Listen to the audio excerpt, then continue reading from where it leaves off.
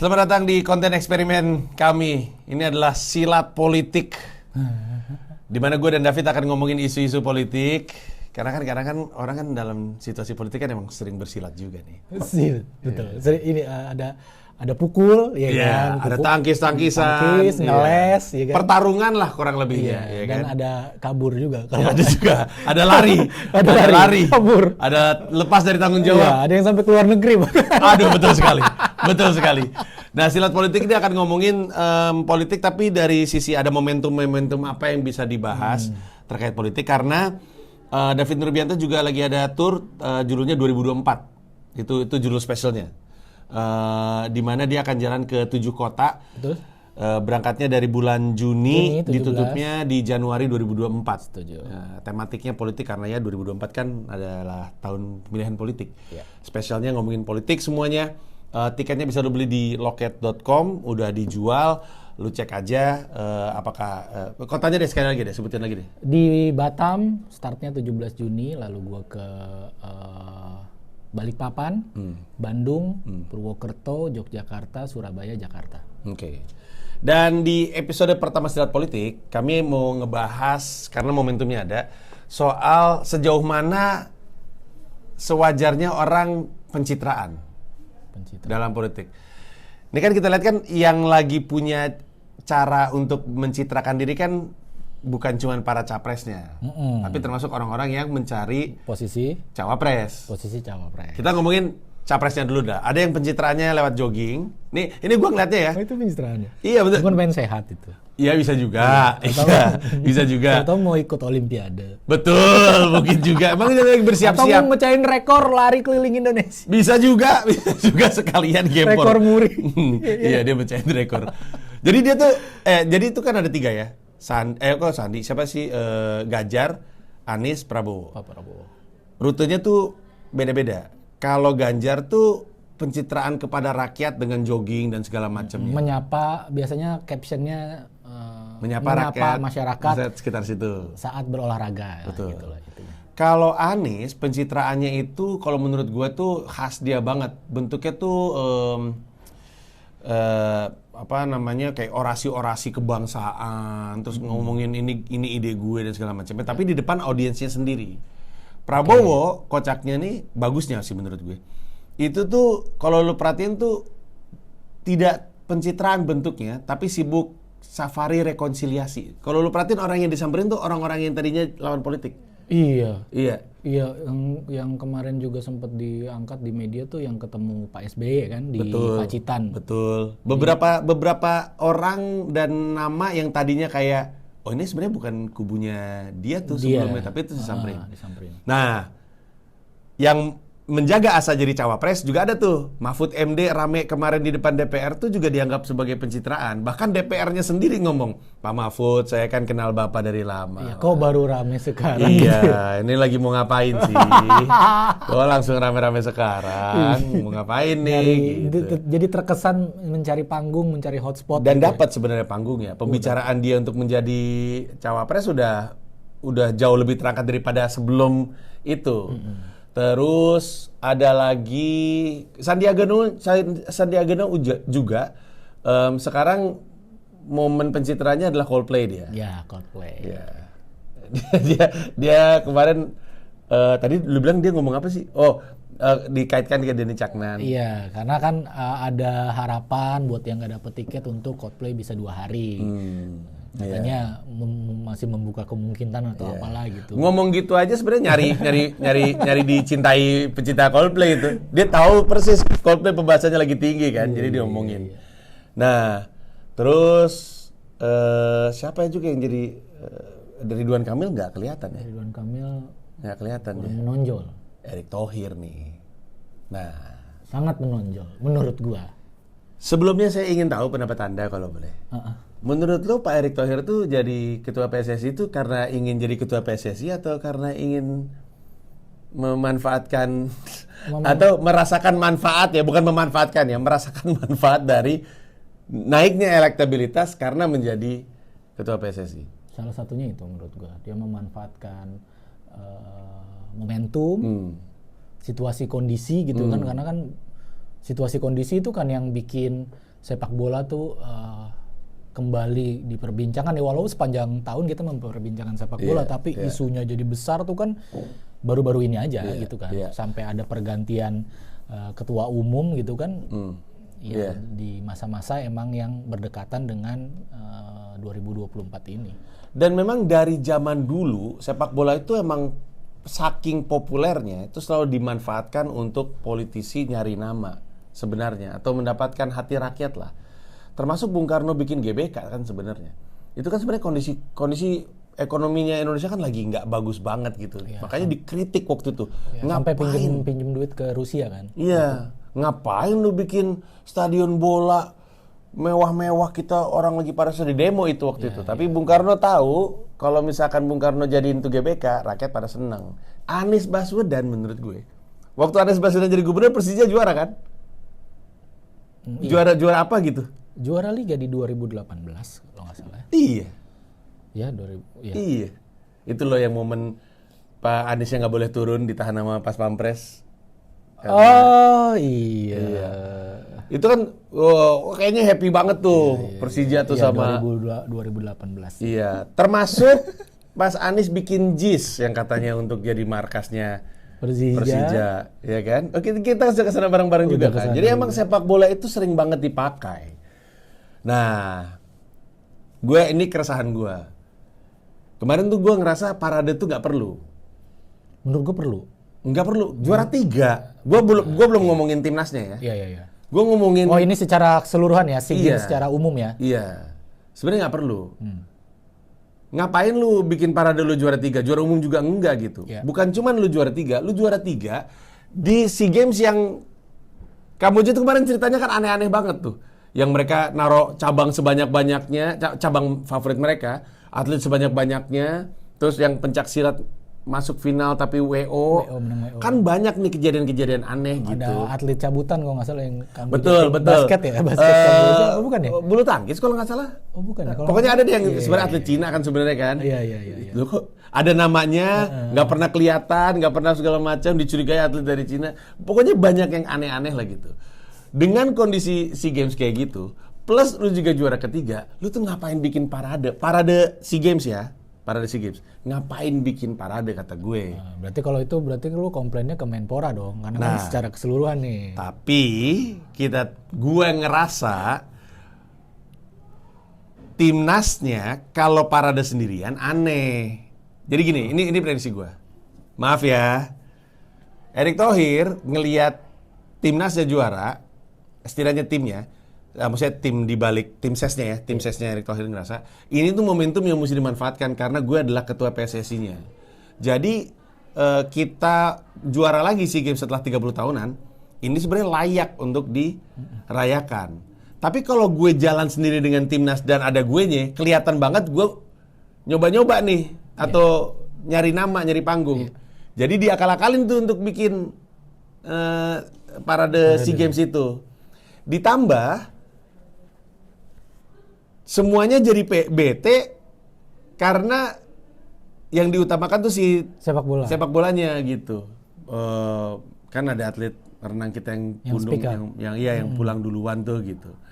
Dan gue tuh kayak duluan bukan karena celana renangnya ketinggalan. Jadi lagi parade. Masih gampang nih kalau berenang di air. Ketinggalan di Kamboja nih balik.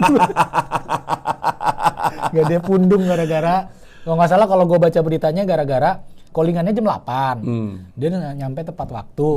Tapi, dia dan banyak atlet lain by the way. Tapi belum bisa dimulai acara karena tim bolanya telat. Dan ketika tim bolanya nyampe, kok justru malah jadi mereka pemimpin rombongan gitu, bisnya paling depan. Kalau nggak salah gitu deh beritanya. Benar kan kalau ngomongin jumlah medali kan hitungannya medalinya 1. Iya. Bener kan? Dihitung 1 gitu ya. Dibanding atletik gitu misalnya. Karena ada banyak cabang gitu kan. Iya. Fuad punya ide bagus menurut gua. Fuad bilang kalau lu pun mau bikin kayak gitu, diurutinnya berdasarkan kontributor medali terbanyak. Masuk akal dong. Kan lu juara 3. Urutan ininya. Iya. Lu kan juara 3. Sekian banyak emas, sekian banyak perak, sekian banyak perunggu. Nah, kontributor terbesar dari tim depan. mana? Dari tim mana gitu ya? Iya, dari cabang apa maksudnya? Cabang apa? Terdepan gitu. Cuman kan tentu seperti yang kita tahu, Kan itu tidak baik untuk Erick Thohir. Nah itu yang gue kecewain sebenarnya. Menurut lu gimana? Apakah menurut lu masih masuk batas wajar pemanfaatan ini oleh Erick Thohir atau nggak wajar? Menurut lu gimana? Menurut gua salah satunya juga ya kita patut mempertanyakan kontribusi para pemimpin federasi cabang lain ya. Karena kok nggak mau sih manfaatin ini kan kalau ada perdebatkan seru gimana sih lu kan gua yang paling banyak gua dong yang di depan itu kan nggak ada perlawanan sepertinya ya. Betul, itu masuk akal banget dong dipikir-pikir. Iya kan? Kenapa yang lainnya menghasilkan? Ya misalkan dari PBSI, dari yang lain-lain. Kenapa lu nggak maju gitu kan? Ya karena nggak ada kebutuhan. Iya. Kalau dari gua sih, gua setuju masa ada arak-arakan, terutama di cabang sepak bola, karena ini momentum setelah 32 tahun patut dirayakan, ya kan kayak runtuhnya rezim Orde Baru kan, 32 tahun. 32 tahun benar. Iya. Bulan Mei juga lagi. Iya, sama kan, patut dirayakan. Cuman pemilihan hari yang terkesan menurut gua terburu-buru gitu, kayak di hari Jumat di hari kerja gitu loh. Ya kan? Hari Jumat di hari kerja. Biar Erick Thohirnya kelihatan orang. Di Jalan Sudirman di jam padat. itu menurut gue jadi blunder. Menurut gue jadi blunder, jadi semakin meyakinkan kita untuk ini mah ada agenda lain gitu. Supaya terlihat kerumunan gitu. Ya terlihat kerumunan lah, banyak orang kejebak. Orang macet. Macet. Iya, bukannya kan Motor-motor itu kan banyak yang kalau di foto tuh kayak seragam merah tahu-tahu ada jaket Honda, jaket Gojek gitu kayak gua ngapain? Nyempil. Iya.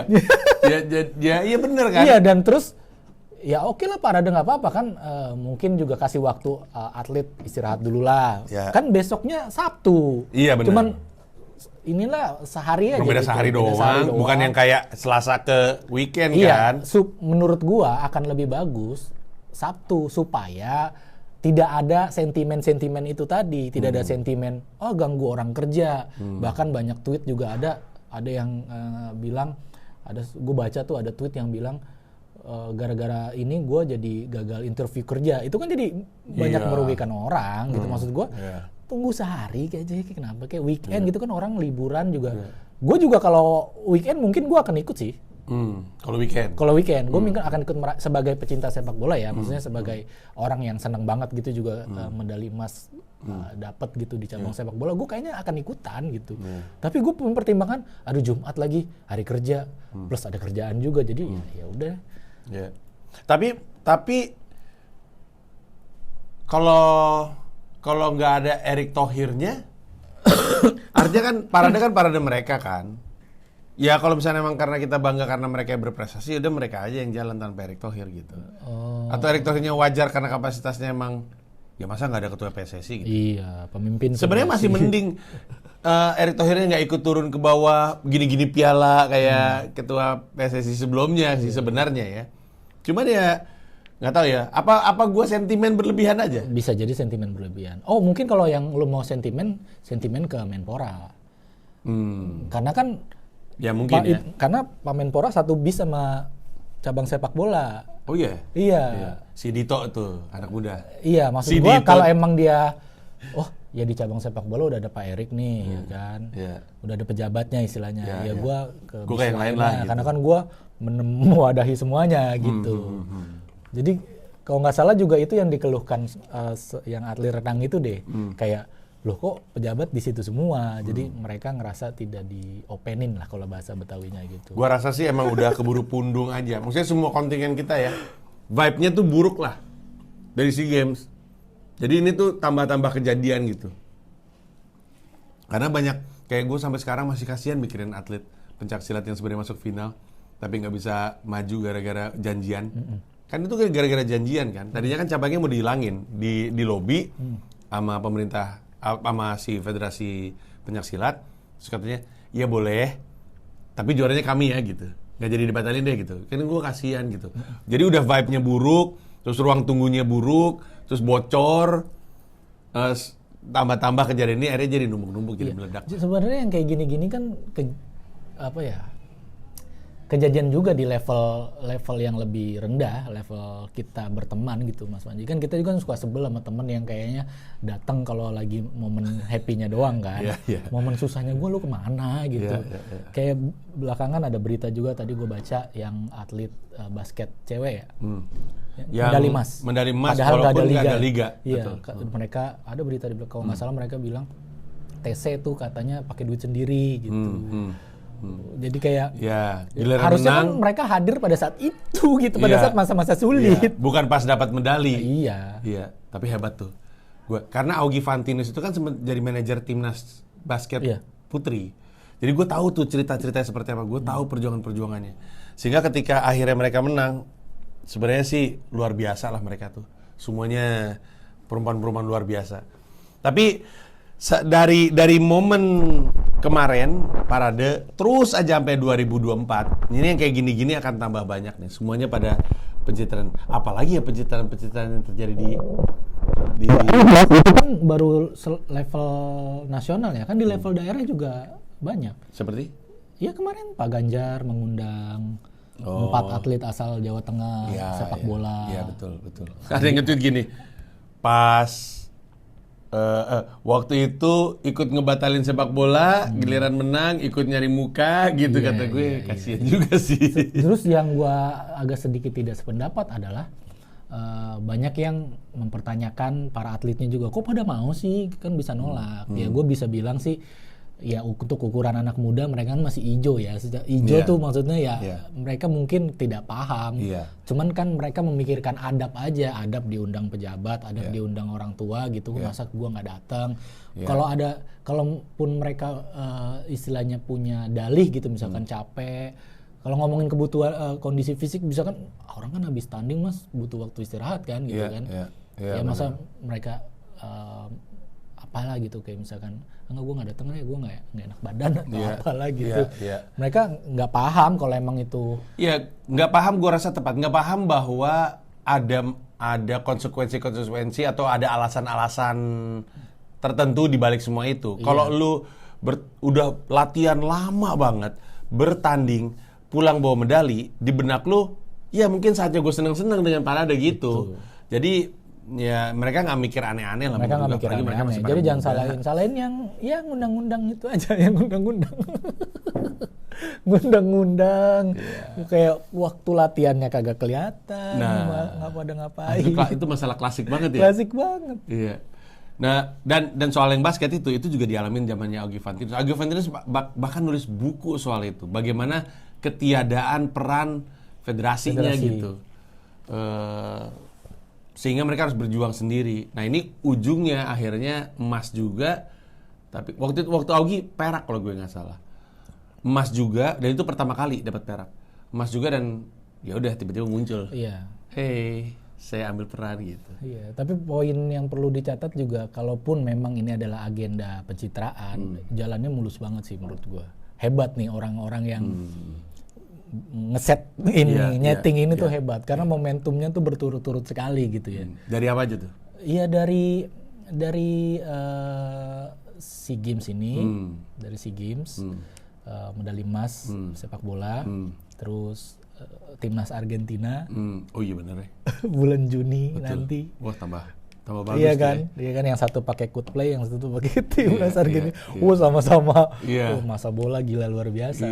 Bisa jadi kan itu pengobat kan. Udah ada, iya benar. Iya, pengobat kekecewaan. Udah ada kabar soal, enggak maksud gue soal pemain Argentina yang berangkat siapa aja? Gue nggak tahu kabarnya gimana, kan tapi yang pasti bisa aja Argentina tim C ya. Oh enggak, kalau nggak salah di klausulnya memang Argentina A.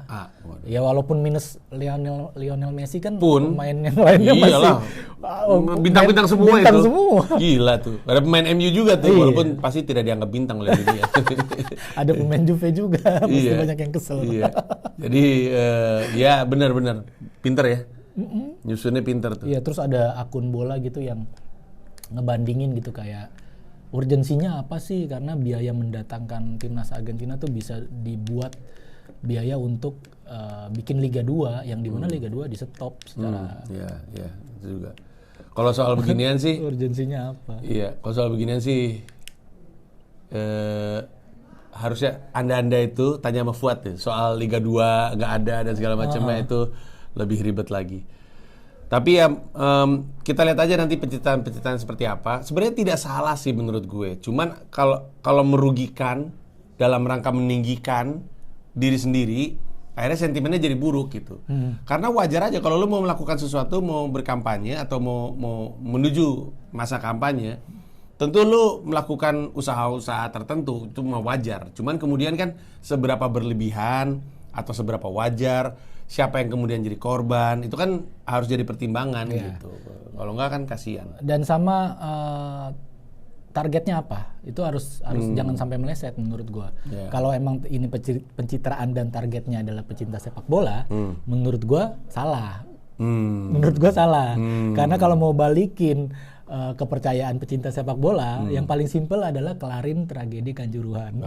Respect, betul sekali. Iya, betul, karena, lu nggak ada ngomong-ngomong ya karena sono lu. Karena semenjak tragedi Kanjuruhan, ya kita punya trust isu. Jadi pecinta sepak bola tuh punya trust isu. Jadi kalau emang targetnya adalah membersihkan nama kepada pecinta sepak bola, sebaiknya urgensi yang paling urgen adalah Kanjuruhan diselesaikan benar-benar seadil-adilnya gitu dibanding mendatangkan timnas Argentina mungkin ya. Ya gue juga happy juga sih timnas Argentina datang, tapi kan kalau disuruh milih prioritasin mending Kanjuruhan duluan. Iya, karena itu luka yang harus disembuhin dulu gitu. Betul. Karena kan kalau ya ibarat kata kita mau seneng-seneng masih punya koreng tuh kayak nggak happy gitu Mas. Iya. Dan habis itu sidangnya juga nggak enak gitu. Sidangnya nggak enak. Masa yang disalahin angin? Ya kan itu angin kan, salah angin kan. Polisinya nggak bersalah karena yang salah angin. Tapi oke lah. Nanti kita tunggu topik berikutnya dari Silat Politik gue dan David Nurbianto. Ada apa lagi? Ada momentum apa yang bisa dibahas? Sementara itu kalau emang lu seneng politik, 2024 stand up comedy spesialnya David Nurbianto hanya ngomongin politik itu tema besarnya. Silakan beli tiketnya di loket.com karena dia jalan ke 7 kota, yaitu Batam di bulan Juni, Balikpapan, Bandung, Purwokerto, Yogyakarta, Surabaya, Jakarta. Itu dia. Berurutan. Silakan disikat tiketnya. By the way, lu tuh kayak ada opener yang lu kelilingin ya? Enggak, ganti-ganti setiap kota. Ada yang lu bawa atau ganti-ganti setiap kota dari lokal? Enggak, ada yang gua bawa. Ada yang gua bawa. Udah diumumin? Udah gua umumin. Oh, siapa? Itu ada Yuda Brajamusti Ih, ngeri. Batam. Kemudian ada di Balikpapan itu ada Afif Sapi. Terus di Bandung itu Kang Lukman Baihaqi. Lukman Baihaqi. Gue ngajak dia lagi karena dia pengen turun gunung stand up lagi. Iya. Jadi kayaknya momentumnya pas nih di Bandung karena kan dia emang dia juga kuliah di Bandung bareng sama gue. Bandung kan iya. Terus di Purwokerto itu Jupri, kemudian di Yogyakarta ada Ate, di Surabaya ada Yono Bakri, dan di Jakarta ada Egy Hau. Wow. Sisanya opener lokal. Respect. Oke, kalau gitu silakan disikat aja tiketnya loket.com dan temui David ngomongin politik dengan jenaka. Itu aja. Terima kasih semuanya. Bye-bye. Bye.